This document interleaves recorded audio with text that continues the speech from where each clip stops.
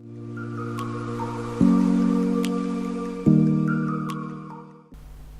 everyone, it's Lyle. Today's review is about Guardians of the Galaxy Volume 2. Now this was a phenomenal movie, I loved every bit of it, and the Easter eggs in this movie was so much that I probably am going to forget to list a few of them, but I'll get to that.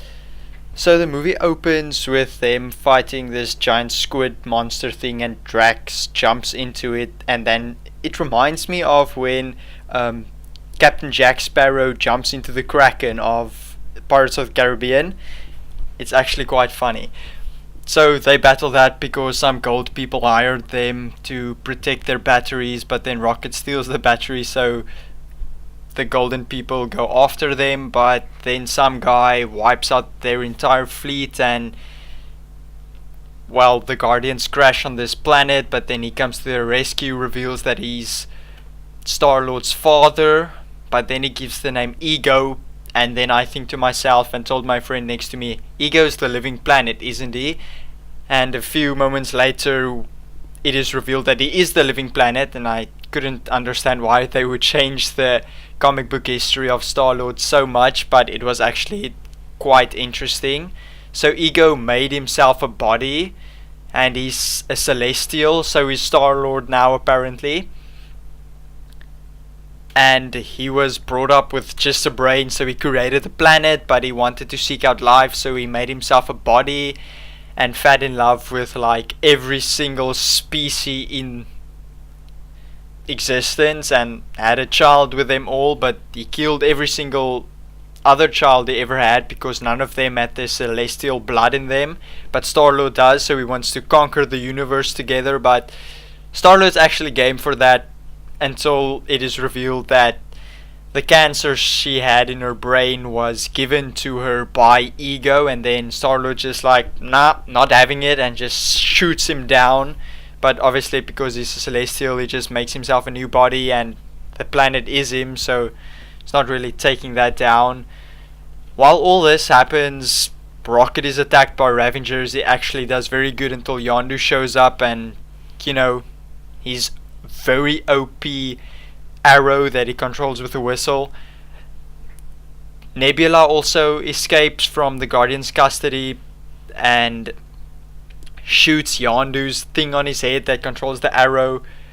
They're in prison, and the Ravengers treat Baby Groot like a mascot, throwing him with a bunch of alcohol, and he doesn't like it, so he helps Rocket and Yondu escape by getting a new prototype fin for Yondu in his drawers that can control the arrow.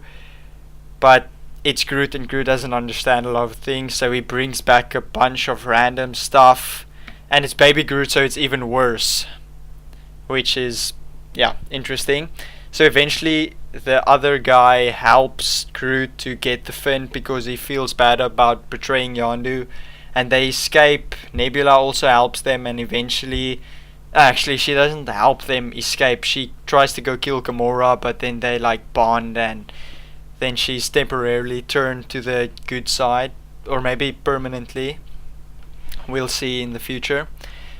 So eventually they escape. Yondu kills everybody on the ship with his arrow except one person. Groot kills that person because he tortured Groot, and Groot didn't like it.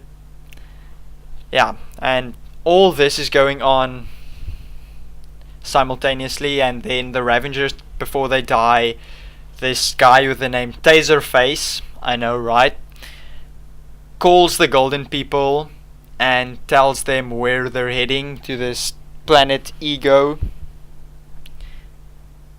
Well, that didn't go well, because then all the Ravengers died, except, well, Yondu's not a Ravenger anymore then technically. He joins the Guardians of the Galaxy in the end of the movie, but then he dies, which was really sad. I dare you to watch this movie and be as invested in it as I was, and then not get like tears in your eyes. I mean, okay, then they took it a bit too far with the sadness, and I started laughing in the cinema. Everybody was quiet, but yeah, that probably should not have happened.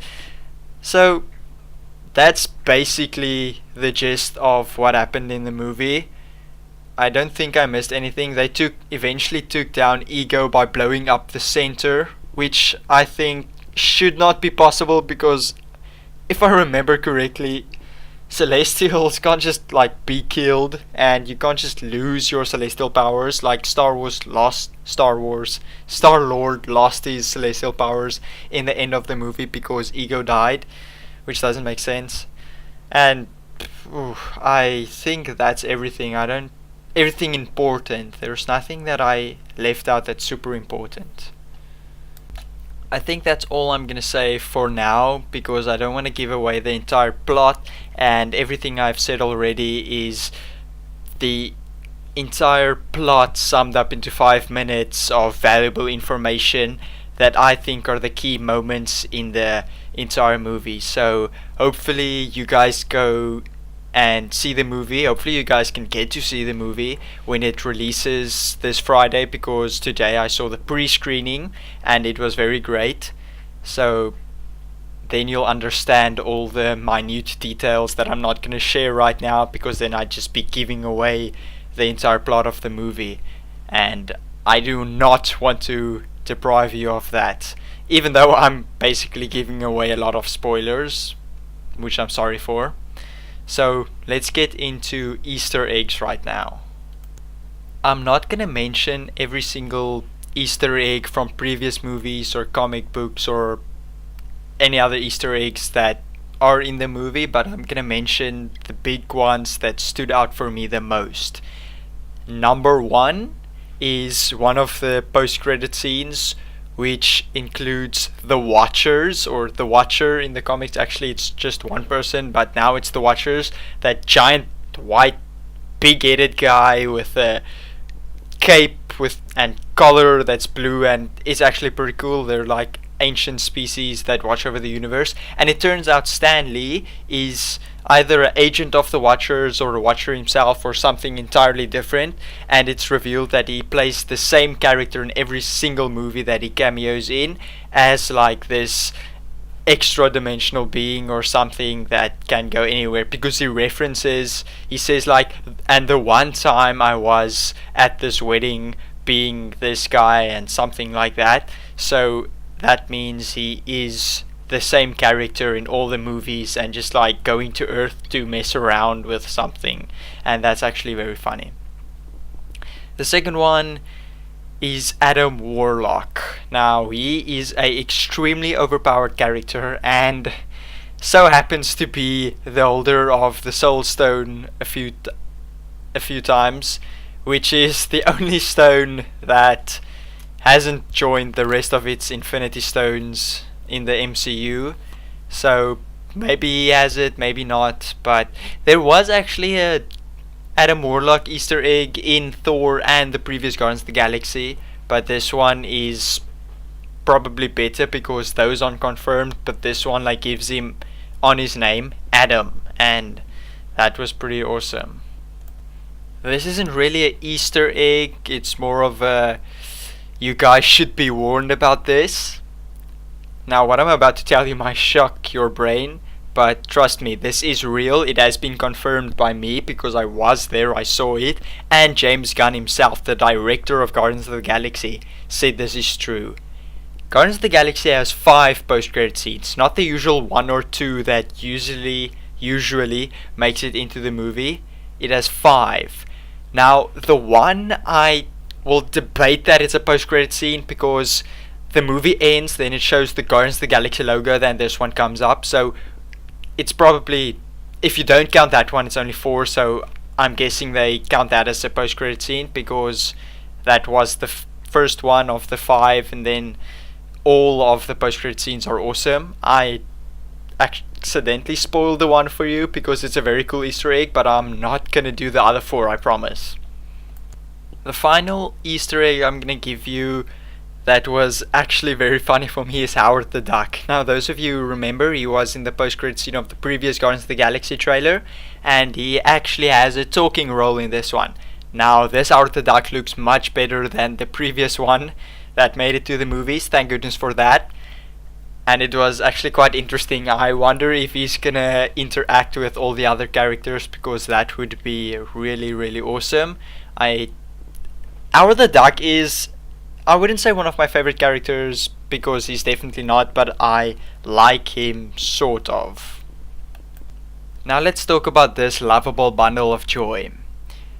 He was a lot of comic relief in this movie. I did enjoy him very much. I liked Baby Groot a lot. Don't get me wrong about that. This movie was very good with him in it. I liked him very, very much. He was a great character, but I think the only reason they put him in this movie was for little kids and to sell merchandise. This is not how Groot basically works in the comics. He regenerates pretty much fast. He doesn't go through an entire life cycle when he regenerates. So yeah, and this is a different Groot from the previous Guardians of the Galaxy. James Gunn and I think Kevin Feige have confirmed it. It's a whole different new Groot. It isn't the old Groot we know and love. This is a new Groot growing up to be his own Groot, because his entire species says I am Groot. They don't really know why, they just do it. So we can't assume that this is Groot because he says I am Groot. His entire species says it. So this is a new character with old principles from the old Groot, because his species is basically the same thing. They all just are different, if you know what I mean. So this is the same Groot species, but it's a different Groot. Those of you that do not understand, I'm sorry, but that's the best I could give you the message. Overall, I really loved this movie. Guardians of the Galaxy is my most favorite two comedy movies of the MCU, but that is probably gonna change as soon as Spider-Man Homecoming comes out, because Spider-Man is my favorite Marvel character and he is by far one of the funniest ones. So there's that. But back to Guardians of the Galaxy, it was really good. The action, the comedy, the family message that it gave out was very good, and I really recommend you go watch this movie as soon as it releases this Friday. Go watch the first screening of it by all means. It is really good and it is worth it. So that means this movie gets my crown of approval, as does basically every other movie, because I really love movies. A movie really has to be exceptionally bad for me to tell you not to go watch it, but that's not the point. This movie was amazing and you should go watch it, is the point. Now, those of you who have seen the movie already and want me to answer some question you have, you can ask me in the comment section down below. If you do it there, please remember to give a spoiler warning for the people who haven't seen it yet, so then I'll answer your question in as much detail as I can. Or you can contact me on Instagram. I'll put a link in the description down below. Also, those of you who are planning to go see the movie and then after you see it and you still need questions, same deal, remember to use a spoiler warning. I hope you guys like this review. Those of you who have seen the movie, I hope you liked it. Those of you who are going to see it, I'm pretty sure you are going to like it. So remember to leave a like to this video and to subscribe to our channel. Enjoy your evening and see you guys next time.